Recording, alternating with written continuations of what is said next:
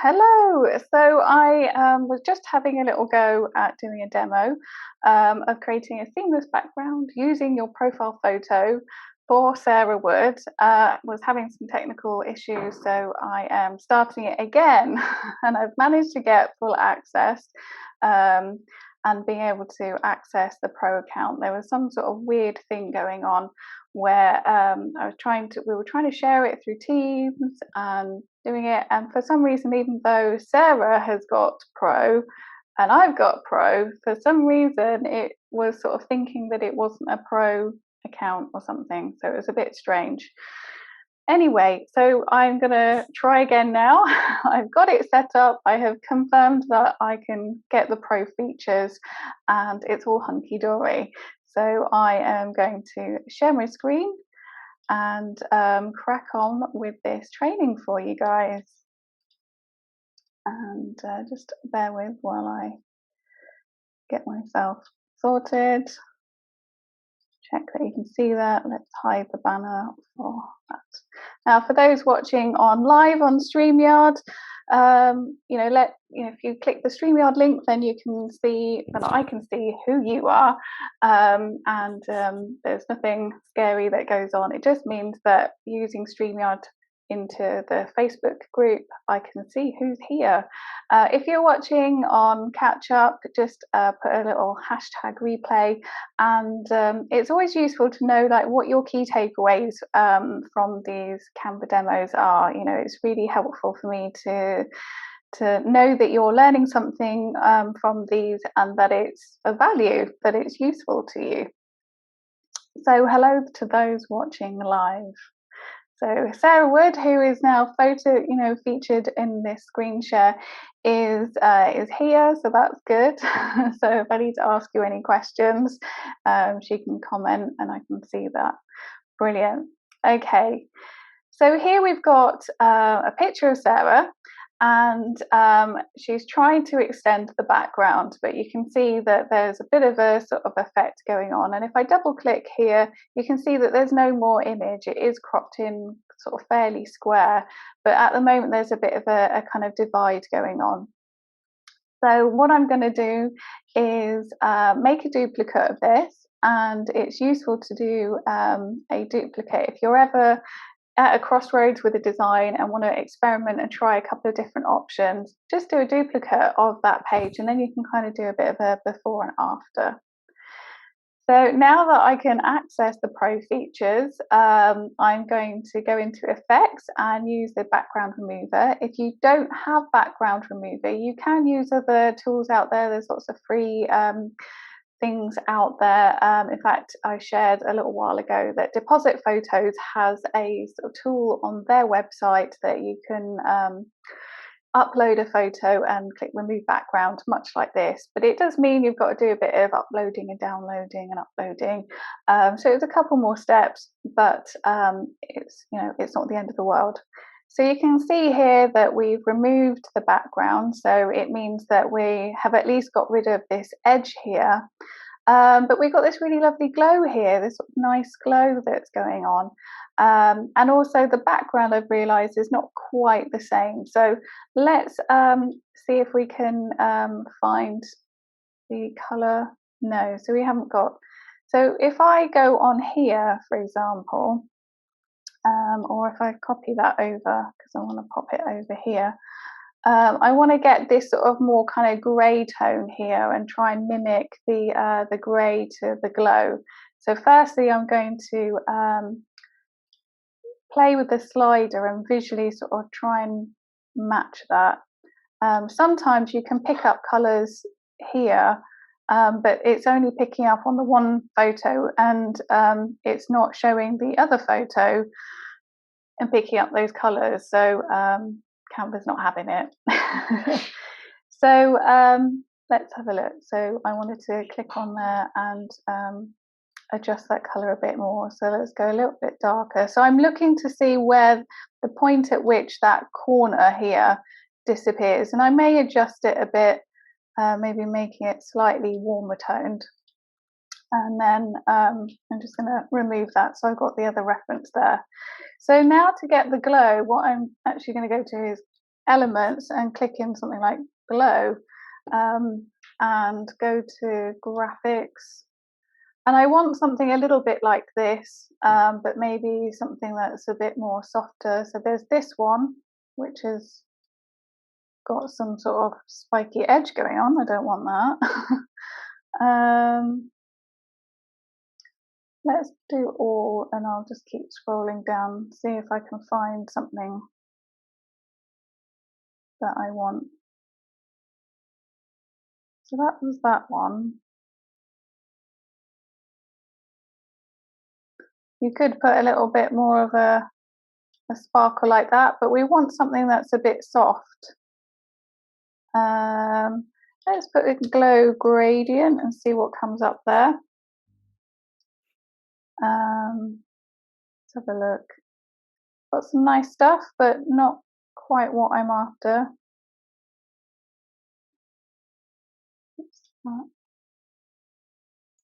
So you could use a background like this if you wanted to, and we could change the colours, but there's quite a lot of work that would be going into that. With the Pro version, you can filter results, so let's kind of go to the more yellow tones. So we have got this one that you could pop behind her, or we got sort of some of these other ones.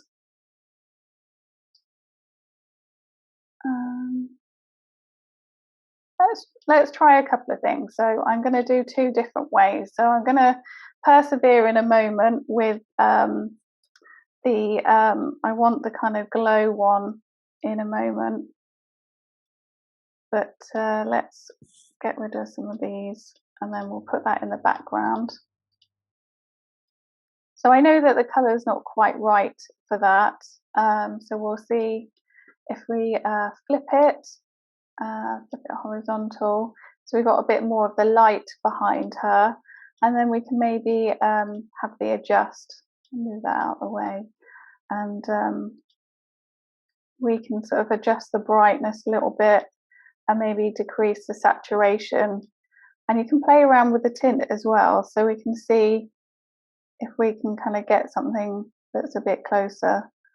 We don't want to go too green, maybe knock it back a bit. What you can also do is, because there's a colour in the background, we've got that colour that's there. If I make this a bit semi-transparent, it will start showing the other colour through. And if I adjust it and maybe make the contrast a bit higher, just so that you can get some of the sort of a bit more of the details coming through, and then it's just sort of playing around with it until you sort of feel happy with the kind of tones. So that's one way of doing it. I don't feel it's quite there because we still haven't got that nice highlight behind her. So let's continue sort of looking. I'm sort of just going to pop some of these things here just for reference and get them out of the way. If you have any questions and you're watching live or on replay, just pop your questions below and I can come back to them if you are watching on replay. Let's see, continue, glow light.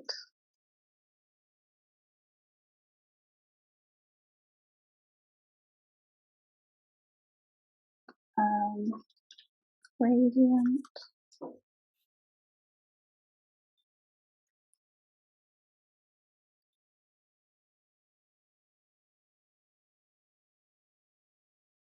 So let's go to, where is all the gradients at?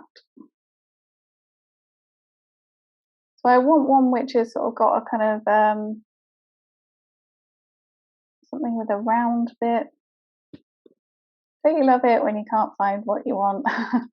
Let's remove the color thing because that could be blocking it now. Here we go. So we got some gradients now. So at the moment, some of these are more, you know, like from left to right or top to bottom. But I want something that is called a radial blur, which means that it's like lighter or darker in the middle, and then it goes out to one kind of colour. And can I find it?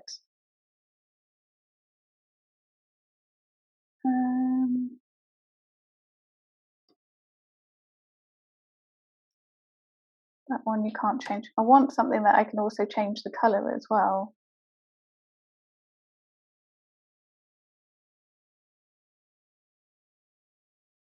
That, but I don't know if that's soft enough, and I can't change the colour. That, but if you look on it, it's not got the softness that I want. Can I change?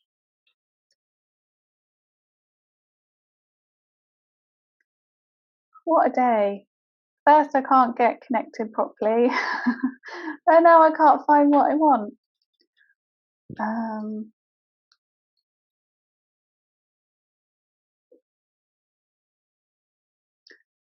So Sarah's saying you had a glow the other day when you were doing the demo. Yeah, I was hoping to just be able to find it, but maybe I'll just do that as you said. So I have it here.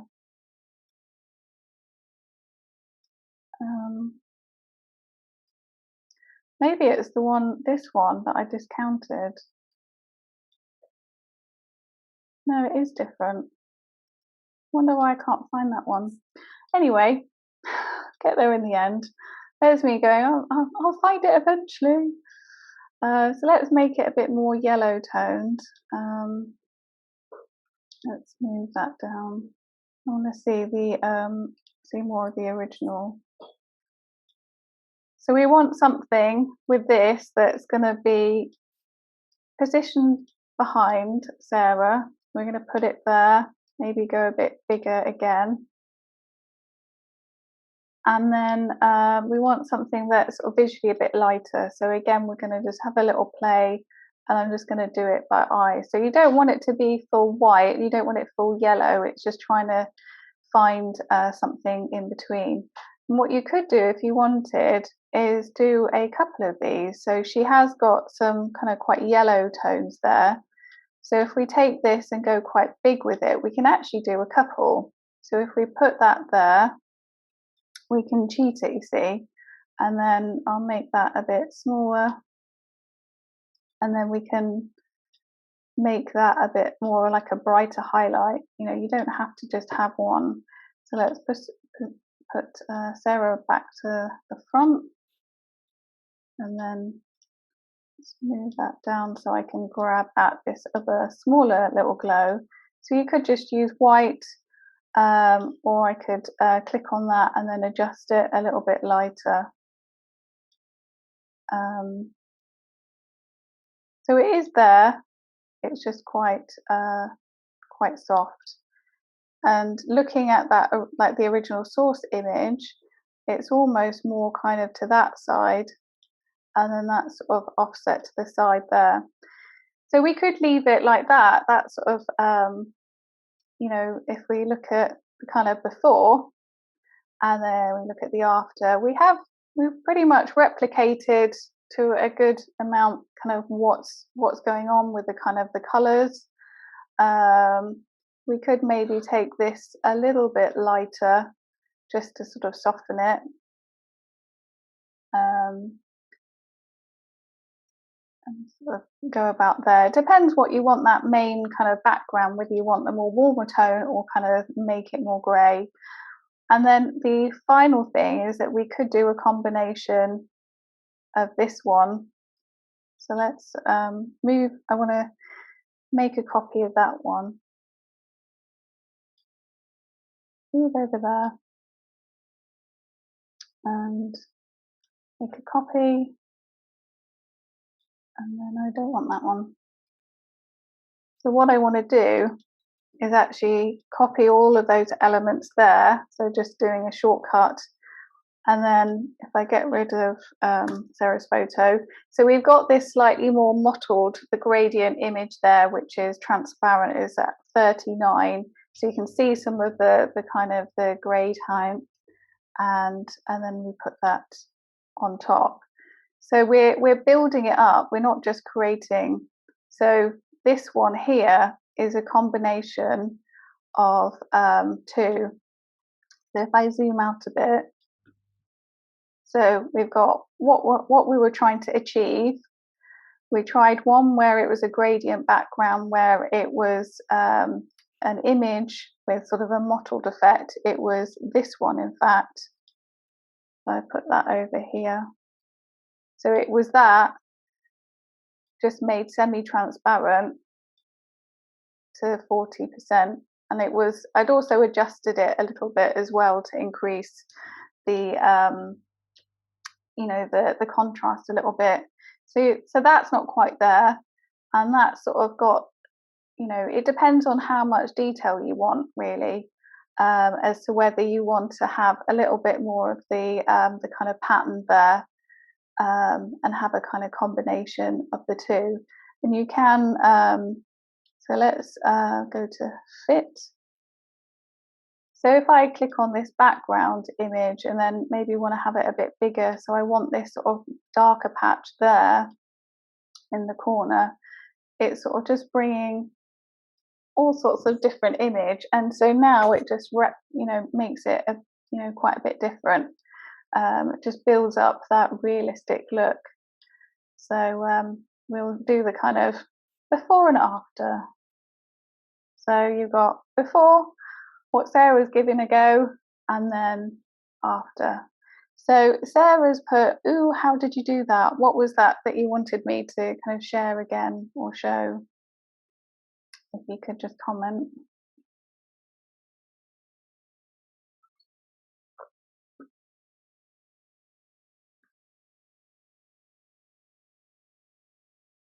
Okay, I'll find out what she said. Okay, so I hope you found that useful. Putting the pages horizontal. Okay, so I'm presuming you mean like where they're all kind of little thumbnails. So you've got this number here, grid view it's called, and this is, you can see that when you've got multiple pages. So if I click grid view, you've got all of them there, and so it means you can duplicate pages, you can select multiple and delete that if you wanted to, just using like right clicking and stuff like that. So I could duplicate that. So this is a particularly bonus tip here. This is really useful if you've got a presentation, or if like me you use like multiple, you have more designs for the same thing in one go. So for example, if we go to lovely posts, and then I know, for example, branding was a recent post that I did. So I've got 14 in here.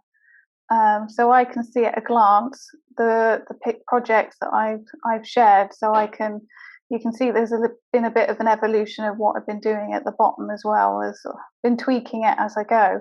So I can see at a glance what posts I've created relating to branding.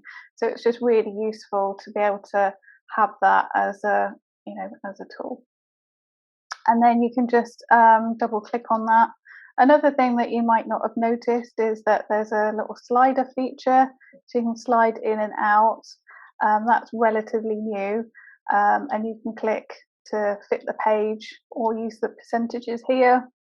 And you can also add notes if you click up there, if you want to add notes to a page. Again, that's particularly useful if you've got like presenter notes, if it's a presentation. So you just click on notes, and then you can just add some text there, and that will relate to that particular page. So for example, if I put test here, and then you can see that it's there. You have to kind of opt into it. It is there, but it's kind of hidden away, and then you can close that little tab doodah there. So there we go. That is how to create a seamless backdrop. you know, when you've got a profile image, creating a seamless backdrop so that you can have it blending out and change the format of your design. It means that Sarah can now put a bit text next to it. It means she can use it in a lot more different ways, like if she needs it in a kind of more landscape view, and she could move her photo around. So if she wanted to have herself on the left hand side with like text on the right, that's really easy to do. So suddenly she's got so much more options. So I hope I've inspired you to be able to do something like that yourself. It doesn't have to be just a profile picture. It could be other kind of image editing where you've got a focal point, an object, you know, it could be a pair of shoes or jewelry or something like that, and you just need a bit more kind of background space, but you want it to look a bit more realistic.